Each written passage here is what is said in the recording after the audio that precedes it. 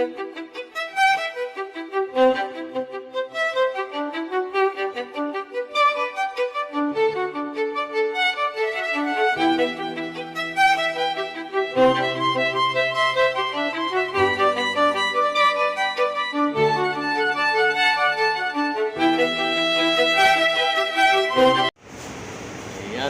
back po sa aking channel, Puting Mensahero po. Kumusta po lahat? Ang oras po ngayon ay 2:44. So ngayon naka-break time po tayo. Katapos na natin kumain. Ayan. So ngayon dito tayo sa pahingahan place kung saan tayo nangamahinga. So bago pala ako mag-day off is yun nga is nung gabi bago umuwi is na-check natin ang area ng ating workplace. Pero ano pala, no? Bago po sabihin ko ano yung nangyari nung bago mag-day off is shoutout po pala sa lahat ng aking mga minamahal na viewers. Saan mang panig ng mundo, saan mang lupalop ng mundo. Shoutout po. Kamusta po lahat? I hope na maayos po sila na kalusugan at kalagayan. At ingat-ingat po kayo lagi. And shoutout po pala kay kila Ma'am May Mendoza ng UAE, kay Ma'am Barbara Tenorio Gale ng UK. And shoutout po kay Cousin Rene Umadhay, Porliton Lop. Kumusta? Magandang hapon. And shoutout po kay Sir Manuel Bautista ng Wanda Line. Kumusta po? At yun nga, katapos na nating mag-break. And kaninang ongoing pala ang break natin ngayon. Kaninang nag-start ako is 2:04 ng alas 2.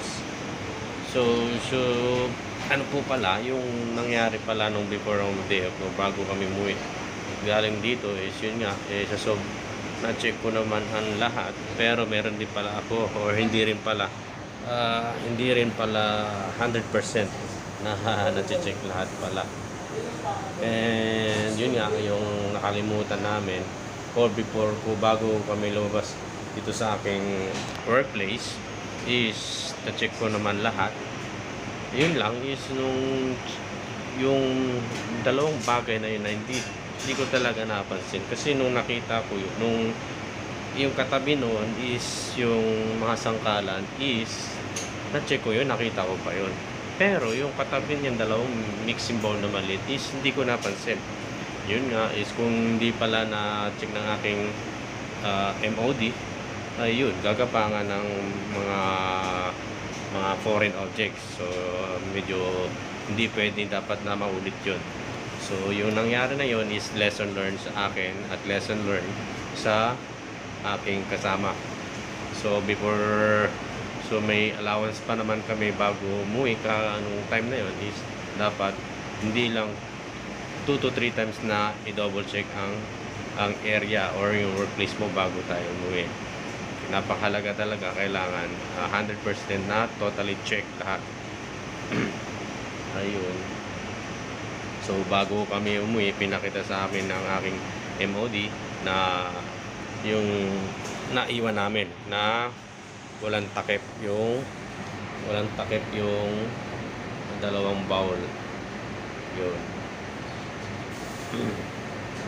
So ngayon ang oras is 2:46 PM. So balik natin is 3:04 ng hapon. Yun ang oras ng balik natin, or tapos ng break natin. So ngayong araw is Tuesday. Medyo hindi gaano marami or wala gaano tayong customer kasi from Monday to Friday, wala ganong parang nasa work days or nasa trabaho yung mga tao. So wala ganong namamasyal. So Saturday and Sunday lang ang ganun kadami or maraming tao namamasyal o kumakain sa aking workplace. So yun nga is sana itong nararamdaman ko sa aking binti is I think hindi pa naman, nasa 9 days pa lang naman ako ngayon nag-work. I hope bago mag 14 days or 2 weeks is mawala na ito. Nagmiinom naman ako ng vitamins araw-araw, and yung ang tawag nito, ibuprofen para sa aking katawan. 5 minutes. So kanina yung tawag nito, biyahe ko is hindi ganun kabilis kasi ang sinasakyan ko jeep ay more on more on kuha ng pasahero at ang bagal ng takbo, at medyo may traffic pa kanina sa kalagitnaan. Hello, sino Abby? Diyan ka pala. Medyo traffic dahil oras ng labasan ng mga estudyante kanina, mga 12 o'clock. No, hindi pala, mga 11:30 siguro, ganun, labasan ng mga estudyante kanina on the way dun sa dinadaanan namin. So mamaya pasok ko ngayon, pasok ko pala ngayon is 12:30 to 9:30. Iyan. So 12:30 at 9:30 pala ng gabi ang out namin. Out ko. At sana is medyo maganda ang yung sakayan ng jeep dito sa tapat ng workplace ko is medyo matagal. Kasi minsan punuan pa.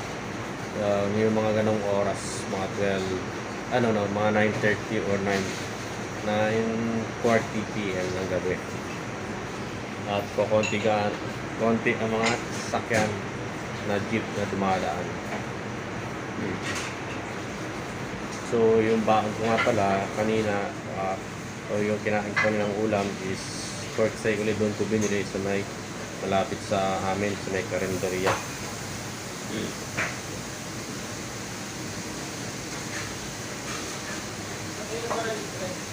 Tapos kanina siguro mga around 1:40 PM nag-refresh or nag-review ulit kami ng aking trainer.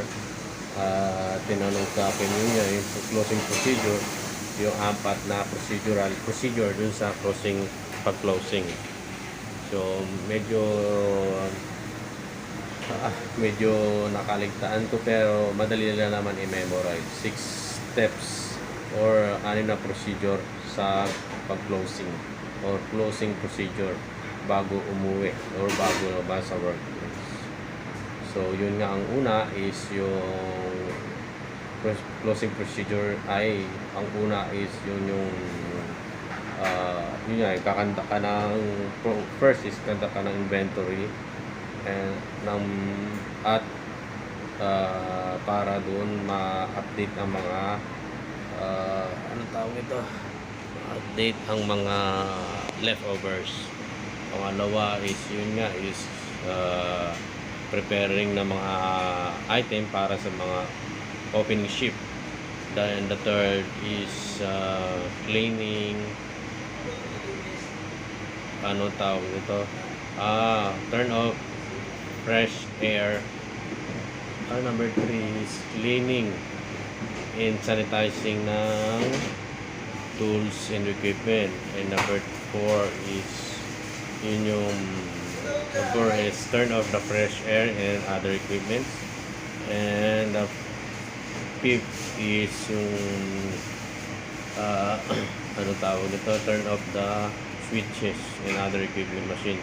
And the last is yung endorsement or endorse important matters and using logbooks and report and inform the MOV. Yun yung mga closing procedure namin na dapat ko tandaan or bago umuwi or bago mag-out is kailangan ma-inform mo muna ang yung MOD. Yun po yun.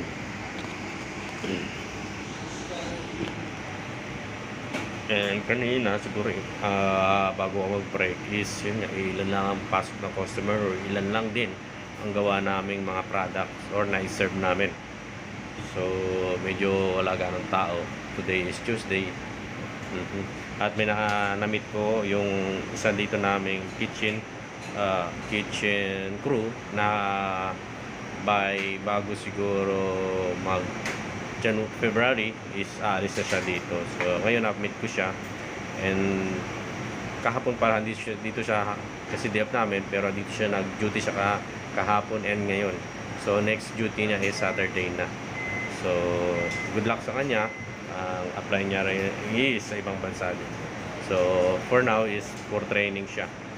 So good luck, na-meet ko siya and shout out po ulit sa mga minamahal kong viewers.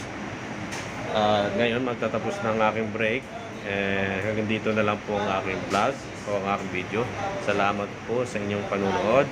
Salamat po sa walang sawang suporta sa aking channel na Puting Mensahero. At sana dalangin ko na lagi kayong malusog at dalangin ko maging safe kayo at dalangin ko na huwag kayong pabayaan ni Lord.